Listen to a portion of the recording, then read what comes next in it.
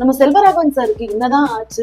தமிழ் சினிமால தனக்குன்னு தனி இடத்தை உருவாக்கினவர் தான் இயக்குனர் மற்றும் நடிகரான செல்வராகவன். இவர் நடிப்புல அடுத்தடுத்தாக வெளிவர இருக்கும் திரைப்படம் தான் ஆரியன். இப்படத்துல விஷ்ணு விஷால், ஸ்ரத்தா ஸ்ரீநாத், செல்வராகவன் இணைந்து நடிக்கிறாங்க. இந்த படத்துல ப்ரொமோஷன் பேட்டியில தான் செல்வராகவன் மனமுடிஞ்சு பேசியிருக்காங்க. இயல்பாகவே இயக்குனர் செல்வராகவன் அவர்கள் சமூக வலைதளங்கள் எல்லாம் கருத்து சொல்லி வீடியோ பதிவிடுவது வழக்கம்.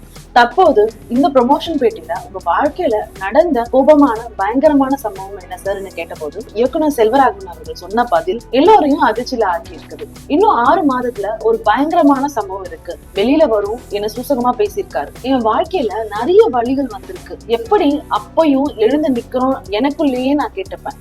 ஆனா இப்போ சமீபத்துல எனக்கு கல்லறை கட்டி பூச்செண்டெல்லாம் வச்சுட்டாங்க. அதுல இருந்து இப்பதான் 1 வாரம் முன்னாடி வெளியே வந்தேன். அந்த கல்லறையில இருந்து இப்பதான் எழுந்து நிக்கிறேன் என மனம் முடிஞ்சு பேசியிருக்காரு செல்வராகவன். நம்ம செல்வராகவன் சாருக்கு என்னதான் ஆச்சு? ரசிகர்கள் தற்போது கருத்து தெரிவிச்சுட்டு வராங்க.